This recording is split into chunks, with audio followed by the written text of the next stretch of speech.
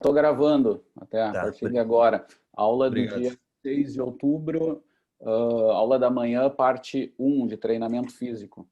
Deixa eu admitir a galera, tem uns 10 aqui querendo entrar.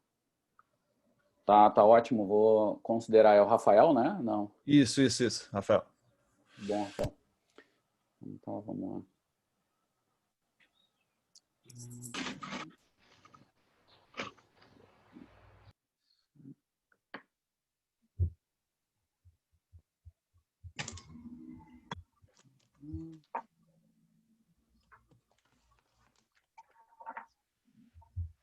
Buenas. Buenas. E aí, Gabriel? Tudo certo? Tudo jóia.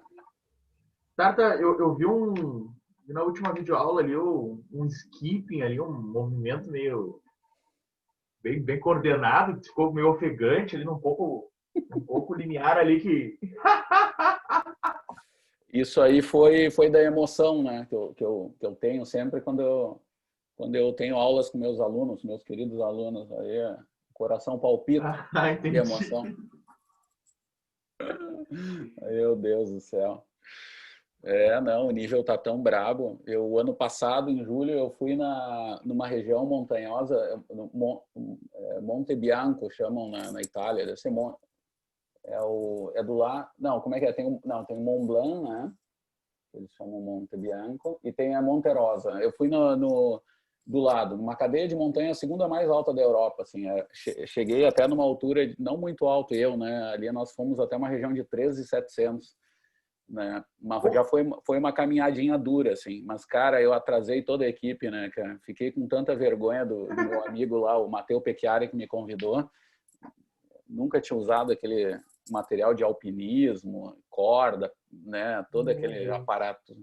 E, cara, eu fiquei ofegante só de carregar aquele negócio, cara. Era uma inclinação de 2%, eu tava sempre assim, ó, eu tava sempre fazendo treino de limiar, né? Tava sempre ali no.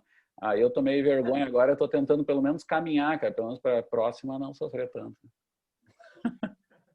A gente vai deixando passar o tempo, meu Deus do céu.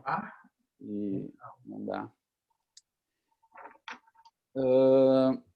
Então tá, estamos gravando, é 9h35. Pessoal, deixa eu comentar aqui um pouquinho da estrutura de como vai ser hoje. Eu fiz até mais mudanças. Hoje vamos ter mais surpresa além do que eu comentei para vocês.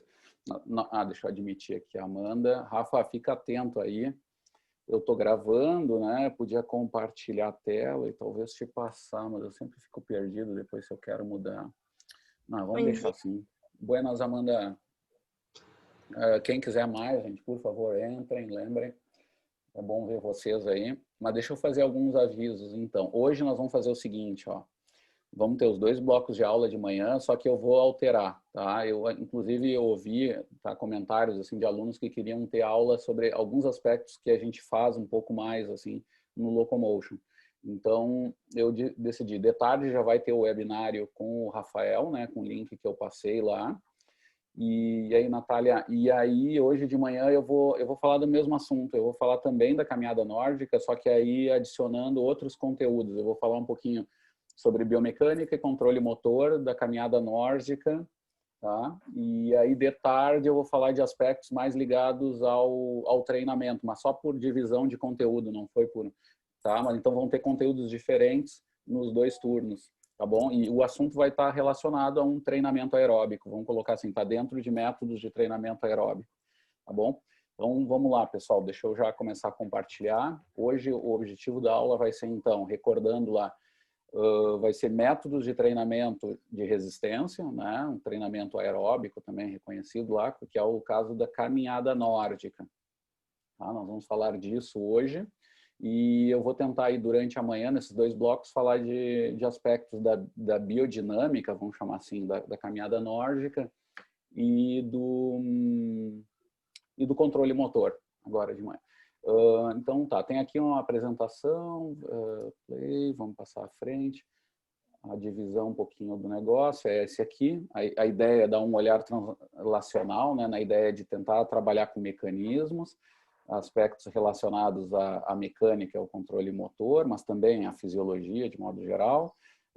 e até passando aspectos que vão chegar de tarde, né? Eu vou conseguir concretizar mostrando para vocês uma proposta de treinamento, né, de caminhada nórdica. Vocês vão ver ali uma proposta que é baseada em controle individualizado de intensidade e volume, de modo individualizado, com avaliações bem interessantes, trazendo um pouquinho de modelos teóricos também para isso, mas nada complicado, assim, o bom é que ele é bem aplicável no mundo real. E, por fim, falar um pouquinho da funcionalidade, das adaptações que a gente tem com esse tipo de treino, mas eu vou focar em idosos, tá? Que é o assunto lá do webinário, eu vou focar um pouco nisso, apesar da gente ter trabalho com outros grupos, como Parkinson, que vocês conhecem, a maioria acho que já ouviu falar, né? Então, vamos lá. Esse aqui...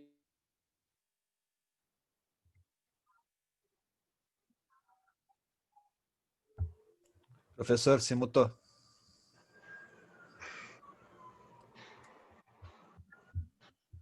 Não dá pra ser... Tarta em silêncio é um poeta, hein, gente?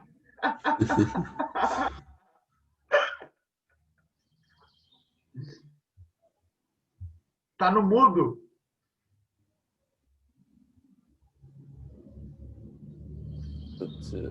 Admit participantes. Tem mais um entrando aqui. Voltei? E agora? Sim. Falei até onde, né, pessoal? Bom, mas vamos lá. Eu comentei para vocês, então, que de manhã eu vou falar desses aspectos de biodinâmica e controle motor, mais especialmente, e de tarde vai ser sobre treinamento, aspectos de controle de carga, de encaminhada, que eu acho bem interessante, tá? E vou terminar falando de funcionalidade, de algumas adaptações com treinamento de caminhada para idosos. Eu sempre gosto de comentar para vocês, pessoal, que o fruto de todos esses resultados vem dos projetos de extensão, vem da nossa experiência diária lá no local de treinamento, né, que é no gazebo, atrás da piscina, e na pista de atletismo. E os nossos alunos são parte importante nesse processo. Então, sempre fica o meu agradecimento aos alunos de extensão e também a toda a comunidade. A série de estudantes que a gente tem fazendo estágio, nós temos os estágios do bacharelado ali, nós temos bolsistas de extensão, né, fazendo suas experiências, nós temos bolsistas de iniciação científica, mestrandos, doutorandos, pós-doutorandos também. Então, é um projeto que eu tenho o maior carinho, assim, e que a gente faz a diferença, assim, na vida das pessoas, e cada dia a gente ouve alguma coisa. Ontem fui fazer o tombamento de equipamentos, aí um funcionário me falou da mãe, da namorada, que tinha Parkinson e fazia o projeto, e como isso motivou a namorada a fazer fisioterapia, e hoje está fazendo fisioterapia muito em função dessa vontade de ajudar as pessoas, como ela viu lá com o que aconteceu com a mãe dela. Então, essas coisas são super gratificantes e eu acho que é um resultado já muito legal dessas coisas que eu vou mostrar aí hoje para vocês. Tá bom? Aqui está uma fotinho da turma, aqui envolve até o pessoal da dança, lá com a professora Aline Razi e a professora Flávia Martinez, com o projeto de jogging aquático, e o da Aline é com dança, né? A gente reúne todo mundo e está aí a caminhada nórdica no meio. Muito bem, deixa eu ver... pessoal, vamos assim, ó, primeiro eu vou dar um quadro para vocês, biodinâmico da caminhada nórdica, pensando, a caminhada nórdica vamos dar primeiro o quadro, assim, o que é, né? É uma caminhada com uso de bastões, onde se usa uma técnica bem específica. Eu vou mostrar para vocês depois algum vídeo e tal, vocês vão ver principalmente na segunda parte, mas aqui é importante lembrar disso. É uma caminhada com bastões onde há uma técnica um pouco específica, que requer uma aprendizagem, um tempo de aprendizagem importante, tá? Para se utilizar da melhor forma. Então, aqui a gente já faz uma diferenciação. O que eu vou falar com vocês não é de qualquer caminhada com bastões. É da caminhada nórdica, ou Nordic Walking, né, que tem essa técnica específica, e as adaptações que eu vou falar para vocês advêm desse tipo de técnica, não de simplesmente caminhar com bastões, que já se sabe que traz coisas um pouco diferentes, tá? Então, vão ser limitadas a essa técnica específica, onde tem escolas de treinamento, tem equipes, o pessoal vai para o exterior fazer cursos. Aqui no Brasil nós somos pioneiros, né? Bom, fomos os primeiros na América do Sul também, e temos uma colaboração bem forte com o pessoal da América Latina, né? Bom, e foi algo que eu trouxe em 2009 para lembrar, quando eu fiz um estágio no norte da Itália, lá em Rovereto, e fui convidado para estudar isso, e aí aprendi, me apaixonei, trouxe para o Brasil, e em 2012 a gente começou um projeto de extensão contínuo com idoso e com Parkinson, né? Então vamos falar sobre isso. O que acontece, gente? Vamos comparar sempre essa caminhada nórdica em relação à caminhada livre, tá? Então, estou lá caminhando livre, decido colocar os bastões e fazer a técnica da caminhada nórdica. O que muda na minha técnica? Vamos começar pelo mais simples, que é o olhar cinemático, né? O padrão de movimento geral. Instintivamente, pessoal, já na próxima passada, quando eu adiciono os bastões, começo a usar os bastões na caminhada, o que acontece? Eu tenho uma maior oscilação de movimento, meu movimento fica mais dinâmico, digamos assim. E isso repercute no quê? Especialmente em comprimento de passada, que vai modificar a oscilação vertical do centro de massa, eu vou ser mais oscilante, tá? Mais dinâmico nesse sentido, e vou aumentar minha velocidade. A frequência de passada não muda tanto, mas a gente sabe que velocidade é o produto do comprimento pela frequência. Se eu aumento o comprimento e mantenho a frequência, minha velocidade aumenta. Velocidade autoselecionada aumenta. Aquela velocidade que a gente solicita em testes funcionais aí que o pessoal está fazendo muito hoje em dia, porque é o sexto sinal de vida, né? Que é a velocidade. Simplesmente caminhe na velocidade que você se sente mais confortável, que é um marcador evolutivo nosso, que eu já falei um pouquinho em aula. Simplesmente, quando as pessoas botam bastões e fazem isso, caminham do modo mais confortável, elas aumentam essa velocidade. Em média, assim, pessoas com uma estatura mediana aí de 1,70 mais ou menos, tem a sua velocidade autoselecionada, se ela não tiver nenhuma restrição, desordem de movimento, ela vai ter isso em torno de uns 4,5, 5 km por hora. O que aumenta ali é mais ou menos meio quilômetro por hora. Elas começam a caminhar entre 5 e 5,5 km por hora naquela velocidade que elas acham mais confortável. Ou seja, isso já dá ganho, né, de velocidade, já é funcionalidade, isso já é interessante. Sem nenhum treino, simplesmente colocando os bastões, acontece isso. Tá? Isso é agudo, né? A gente chama resposta aguda. O que acontece? Ainda do ponto de vista da resposta aguda, usando os bastões, nós aumentamos o gasto energético. Tá? Então, se eu tiver lá um analisador de gases, né, em mim ali, eu vou verificar que vai aumentar em torno de 5 a 10% o meu gasto energético, tá? Minha potência metabólica aumenta, e a frequência cardíaca também. Claro, né, explicado, se a velocidade aumenta, era muito esperado, porque a gente sabe que a velocidade ela influencia esse gasto energético de um modo não linear ali, mas aumenta, né? Então, era esperado isso. Agora, o grande lance da caminhada nórdica no fitness e nas práticas corporais aí, é o seguinte, no campo da saúde, é a jogada de que, embora aumente o gasto energético, aumente essa dinamicidade do movimento, aumente a frequência cardíaca, aumenta a intensidade do esforço, a percepção subjetiva ao esforço não muda. Geralmente é similar. Tá? Em plano, já foi observado isso, caminhando no plano, e também em inclinações leves, né, em torno até de 10%. A gente espera até que em inclinações muito extremas isso desapareça. Quando a pessoa vai para a montanha, vai fazer essa diferença, um pouco desaparece. Mas não é onde as pessoas mais usam a caminhada nórdica, tá? Então, isso vale para a maioria das situações. Então, há esse paradoxo, digamos assim, perceptivo energético, né, da caminhada nórdica, que é interessante comentar. É o grande lance, porque quase sempre o exercício aeróbico na saúde, ele tem essa relação de aumentar o gasto energético, dar uma carga de intensidade interessante que traga adaptações, mas traga também uma ferramenta para o combate à obesidade, a sobrepeso, né? E é super interessante tu ter um meio de exercício que seja pouco econômico, ou seja, eu gaste mais energia com a percepção igual. Eu não sofro, é como se houvesse ali uma espécie de um passe livre subjetivo, né? Eu gasto mais energia com percepções semelhantes. Isso é bem interessante, porque lembrem, isso está tudo ligado àqueles aspectos perceptivos ao esforço de médio e longo prazo também. Eu vou dar estímulos para o meu aluno, onde ele vai sentir que aquele exercício é mais dinâmico. E aí eu já trago até um parênteses de um dado mais secundário, que ele não é super estabelecido, mas já foi mostrado num estudo original, onde já foi visto que, inclusive, a caminhada nórdica ela pode ser uma ferramenta até para sintomas depressivos.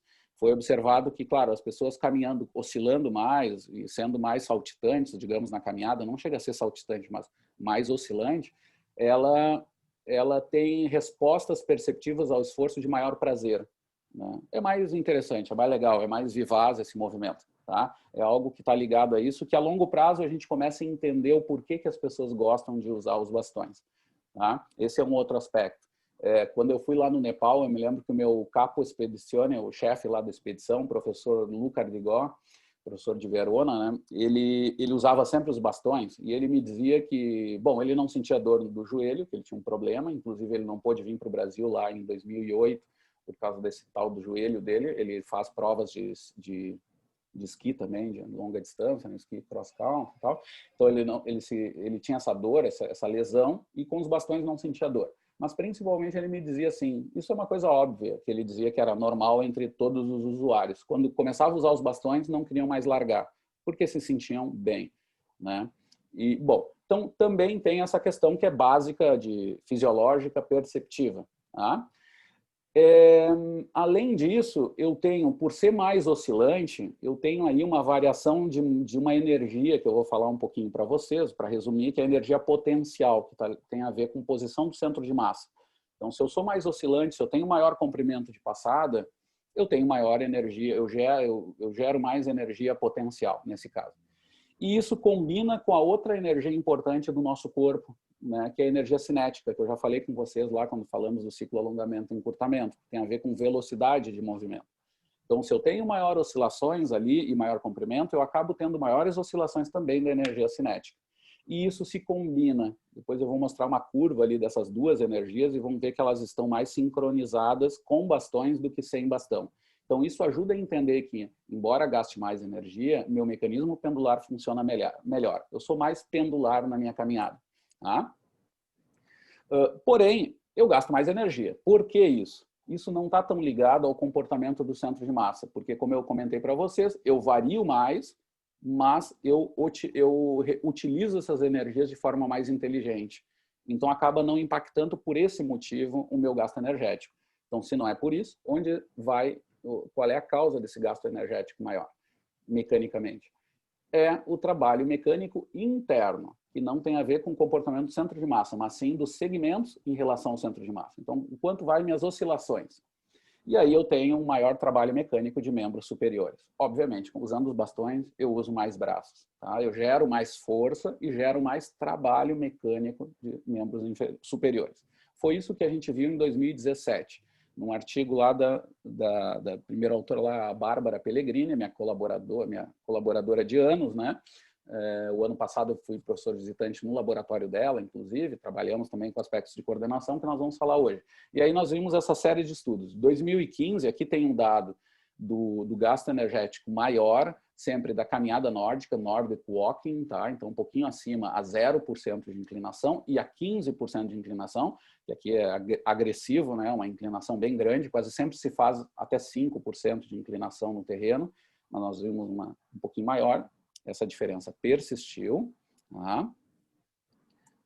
Aqui tem outro dado, pessoal, que aí eu vou adicionar para vocês outro elemento, que não impacta a energética toda, mas ajuda a explicar, mas não toda, do corpo todo. Mas aqui vem detalhes que são interessantes. Esse artigo ali, a gente viu o seguinte, 2015, nós vimos que a ativação eletromiográfica, obviamente, de braços era maior, tu vai ativar mais braços do que caminhada livre, sempre comparado lá com a caminhada normal, só que tem mais um adendo. Como eu faço força com os braços para me impulsionar à frente, essa impulsão ela tem que ter uma boa transmissão. E aí vem um problema, né? Nós há milhares ou milhões de anos não usamos os braços como meio de locomoção, de suporte, né? E então nós temos a tarefa também de encaixar lá o bastão no solo, empurrar e transmitir isso para o nosso centro de massa, para o nosso corpo todo. E aí vem o papel do tronco como um transmissor disso também. Eu tenho que ter um tronco firme para poder fazer essa atividade. E aí o que se vê é que, assim, resumindo, os eretores da espinha ali, longuíssimos, tá? E oblíquos também, eles são mais ativados. Então, também se afirma, isso é uma observação, mas que merece estudos maiores, que ele seja também uma ferramenta importante para dor lombar, por exemplo. We had a park, Chase Lane Park, that was just over the road from our house. Oh, yeah. Perfect. In English. A gente tem uma audiência internacional. Convidei o Aldo Savoldelli, talvez tenha me sacaneado, porque é a segunda vez que eu convido ele, ele disse, pô, mas estamos falando em português, cara. Os amigos dele lá. Tá, então, pessoal, voltando. Deixa eu ver aqui se eu consigo ver. Tá fazendo essa bagunça. Why? Não, não consigo. Eu tô orientado. Vamos voltar. Oi. Não tá com vídeo, quer saber, com vídeo do YouTube aberto? Ah, eu mesmo? Oh, Pode ser tu mesmo. Mas que é isso? Levantando. Não é, não. Testemunho? Deixa eu tentar. Gustavo. Deixa eu ver se eu consigo fechar aqui. Rafael Fortes aberto. Gustavo, né? Ah, não, apareceu o... Na hora que eu... Ó, viu? Era o Gustavo. Gustavo Padilha sacaneando, vendo o vídeo dele no meio da aula, só deixando ligado. Foi pego na tampa. Voltando, pessoal. Então, o que a gente viu? Que a ativação de eretores da espinha são maiores. E isso pode ser, tem um potencial, a gente discute isso no artigo, para pessoas com problema também de coluna. Tá? Merece estudos, porque até onde a gente sabe não foi feito. Tá? De onde eu sei, porque tem muita coisa clínica saindo com caminhada nórdica. Eu me assustei ontem, fui buscar um pouco no Clinical Trials. Meu Deus, o trabalho assim, ó, toda semana os caras estão fazendo muita coisa. Tá? Muito bem, estão colocando também como uma terapia já em hospitais, né? Um monte de práticas aí, quase sempre pouco controlados, mas interessantes, assim, que aparecem resultados do ponto de vista funcional. Aqui a gente tem, vamos falar um pouquinho da biomecânica, vamos se aprofundar um pouco com calma sobre esses aspectos, que eu sei que os alunos geralmente se apavoram quando começam a ver essas coisas. Mas claro que como a gente tem biomecânicos aqui de mão cheia, como a Amanda e coisa assim, a gente pode apertar um pouco, né, Rafa? Tá bem tranquilo. Olha só, pessoal, aqui está o comportamento das energias ao longo dos passos, tá? Da caminhada. Então, a gente tem ali variação da energia potencial em cima, que tem a ver com posição do centro de massa. Eu me elevo e eu desço lá quando estou caminhando. É isso aqui, tá? A linha preta cheia é da caminhada livre. Ah, não, esse aqui está trocado, gente. Vocês não estão vendo isso, o que eu vou fazer agora. Você não pode fazer ao vivo. Por isso que eu não gosto de palestra ao vivo, porque aí os caras veem as grosserias que a gente faz. E tchan, ninguém viu nada. Olha só, pessoal. Então, eu tenho mais oscilação, na caminhada nórdica, agora sim, tá? É a linha cheia, caminhada nórdica. Que tem mais oscilação. É isso que eu mostrar para vocês, está aqui, tá? Tem maior oscilação. Olhem os valores máximos e os mínimos aqui. A caminhada livre tem menos oscilação. Isso impacta devido à questão do comprimento de passada, né? E tudo vem dessa força a mais que eu faço com os braços para me jogar à frente, tá? E aí vai fazer mais oscilante e tal. Mas vejam também, aqui vem um detalhe que a gente mediu de outro jeito, mais complicado, mas aqui aparece, que é as energias alinhadas. Aqui tem a energia potencial e aqui tem a energia cinética. Elas estão em oposição de fase, que a gente chama do ponto de vista biomecânico, né? Que significa isso, que elas estão trocando uma com a outra ao longo do tempo. A energia total vai ser algo muito menor, de menor variação do que o somatório das duas, simplesmente. A energia total vem do somatório, de ponto a ponto, das duas energias. E aqui a gente vê que o mecanismo pendular funciona, porque suaviza muito as curvas de energia. Tá?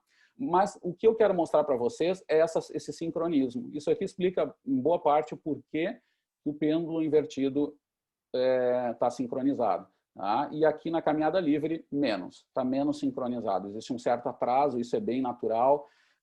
Tem só um grupo lá, eu faço um parênteses, que é um estudo clássico dos anos 80, 90, que saiu na Science, deu muito impacto, que eram de povos africanos que carregavam, mulheres africanas que carregavam a carga na cabeça, aqueles geralmente baldes de água, cestos com água em cima, e por muitos quilômetros, né? E aí mostraram que essas mulheres, em comparação a grupos controle, né, que eram mulheres europeias, sem carregar nada na vida, elas otimizavam esse pêndulo invertido. E elas, inclusive, conseguiam não gastar nenhum joule de energia a mais, carregando carga de até 20% da massa corporal, que não é pouca coisa, né? Só melhorando essa oscilação pendular, só otimizando isso, que era, entre outras coisas, sincronizando essas curvas aí.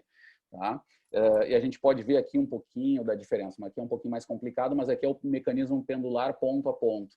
Tá? E a gente vê que o mecanismo pendular com a linha preta cheia está melhor do que aqui da caminhada livre, que fica a zero numa certa fase ali, que é onde não sincroniza bem as curvas e aí não tem mecanismo pendular ali, né? E na caminhada nórdica é melhor esse pêndulo, né? Tem menos fase dessa de pouco pendular, digamos assim. Tá? Mas resumindo, é melhor o pêndulo com bastões, tá? É mais ou menos essa a ideia. E aqui a gente vê a curva total que não muda tanto no final das contas. A energia mecânica externa não varia tanto, não é nada visível, tá? Embora tenha ali um bump, ali uma ondinha a mais, mas não é nada importante. Porque no final das contas o que vai explicar essa energética mais é a ver com outras energias, que é a interna, aquela de segmentos que eu comentei para vocês. Essas todas aqui que nós estamos vendo tem a ver com o centro de massa, que é o corpo como um todo contra o ambiente. Tá? Muito bem, pessoal. A partir daí, a gente tem esse quadro geral dessa caminhada nórdica. Tá? Eu me sinto melhor, eu tenho dados... Quer ver outro dado da literatura que eu acho super interessante? Eu sempre usei ele como um guia, embora seja de nível hierárquico baixo, mas me chamou muito a atenção sempre. É um estudo lá de alemães que eles fizeram o seguinte, eles botaram... uma coisa que eles costumam fazer, botaram um grupo lá de pessoas de meia idade a caminhar com bastões nas montanhas. Eles têm muito as trilhas lá de montanha, que é entre os refúgios de montanha lá que eles fazem, que é tudo já coordenado, já sabe o nível leve, topeira, né, o médio, alto, e aí eles fazem as caminhadas lá durante horas no dia. E isso é um turismo muito forte de montanha que existe na Europa. E aí o que eles fizeram, então? Eles botaram um grupo a caminhar com bastões e outro grupo a caminhar sem bastões, mas com pouco controle. Botaram os GPS neles, eram 8 horas de caminhada, mais ou menos, essa era a única coisa controlada, tinham que voltar todos na mesma hora, caminhando livremente. Tá? Grupo com bastão e sem bastão. O que aconteceu, pessoal? O grupo com bastão caminhou mais, tá? Caminhou um pouco mais, teve maiores distâncias feitas, só que isso não foi tanto achado, porque também tinha muito a ver com a estratégia e tal, né? Tinha muito fator de erro ali nesse dado. Mas o que chamou atenção é que, embora tenham caminhado mais, marcadores de inflamação, proteína C reativa, a velha e discutível CK, e também, não é principal, mas também a percepção de dor ao longo dos dias, que é o marcador aquele da dor muscular tardia pelo excesso de exercício, porque não eram destreinados, mas eram com treinamento muito leve, o pessoal fazia essas caminhadas em fim de semana, é quase warriors, é aquela ideia dos guerreiros de fim de semana, né? Que é muito normal eles fazerem isso. O que aconteceu com eles? Ficaram com menores processos de inflamatórios com esses caras que usaram bastão. Tá? Então, chama atenção, porque a gente já sabe que vai gastar mais energia, eles caminharam maior distância e menor processo inflamatório. Né? Ou seja, essa distribuição de carga em 4 patas, vamos chamar assim, parece que é super interessante, é uma estratégia bem interessante, né? Porque está ligado àquele raciocínio deles. Na próxima vez vou usar bastão, né? Porque me ajuda, eu me sinto muito melhor de quando não uso bastão. Tá? Claro que tem questões ali, porque é terreno irregular, obviamente, tu tens ali um uso maior de bastão para isso e tal.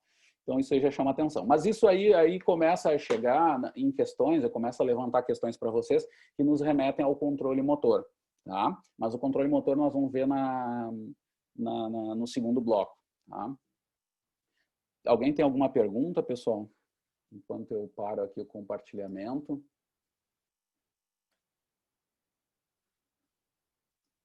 Só sobre isso eu teria um monte de resultados em inclinações negativas, positivas, etc. Mas o mais importante até aqui é isso, gente. Se não tem dúvidas, a gente dá uma parada na gravação.